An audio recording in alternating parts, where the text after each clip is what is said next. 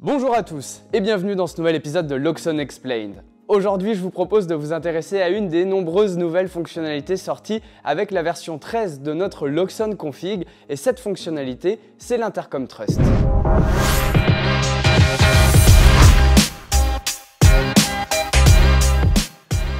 Car oui, avec cette nouvelle version de Loxone Config, eh bien sachez qu'un seul intercom peut être utilisé à présent par plusieurs mini-serveurs.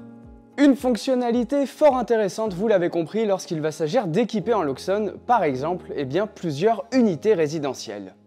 Et bien sûr, avec cette fonction, nous avons toujours fait attention à la confidentialité. Le flux vidéo de l'intercom ne pourra être appelé par les différents mini-serveurs que lorsque la sonnette est activée.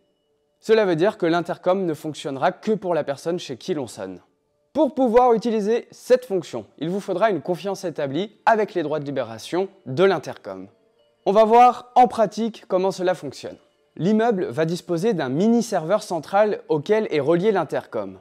Et les appartements individuels auront leur propre mini-serveur. Mini-serveur individuel qui n'a aucune connexion avec le mini-serveur central. Les appartements sont donc complètement indépendants. Une confiance va maintenant être établie entre le mini-serveur central et les participants. Et c'est exactement ce que nous voyons maintenant dans la configuration Loxone. Tout d'abord, je me connecte au mini-serveur central, où l'intercom a été appairé, il est donc prêt à être utilisé. Et je désigne donc ce mini-serveur central comme gestionnaire de confiance. À présent, je vais ajouter les membres du trust. Le numéro de série du mini-serveur de chaque appartement sera donc nécessaire. Comme le participant créé n'est actuellement pas membre du trust, son nom n'est pas encore connu et son numéro de série est utilisé. Des mini-serveurs supplémentaires peuvent être créés comme participants de la même manière. Dans l'étape suivante, une clé de confiance doit être générée pour permettre aux participants de rejoindre le trust. Vous cliquez d'abord sur Trust dans l'arbre de vos périphériques dans Loxone Config, puis vous cliquez sur Générer une clé de Trust dans le menu en haut. Cela crée un fichier de clé qui devra être enregistré.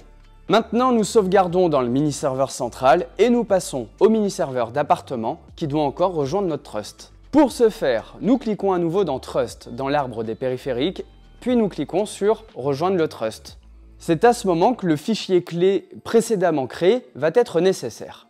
Après l'enregistrement dans le mini-serveur d'appartement, celui-ci a rejoint le trust et le statut en ligne du gestionnaire de trust est affiché. Maintenant, nous retournons au Trust Manager, c'est-à-dire le mini-serveur central. Et nous chargeons d'abord la configuration du mini-serveur. Maintenant, vous le voyez, le participant de confiance est affiché avec son statut en ligne. À présent, ce sont les autorisations correctes qui doivent être attribuées. Pour ce faire, je clique sur les autorisations dans les propriétés de l'intercom et j'attribue les autorisations d'accès pour mon trust participant. Bien entendu, la configuration doit être enregistrée dans le mini-serveur.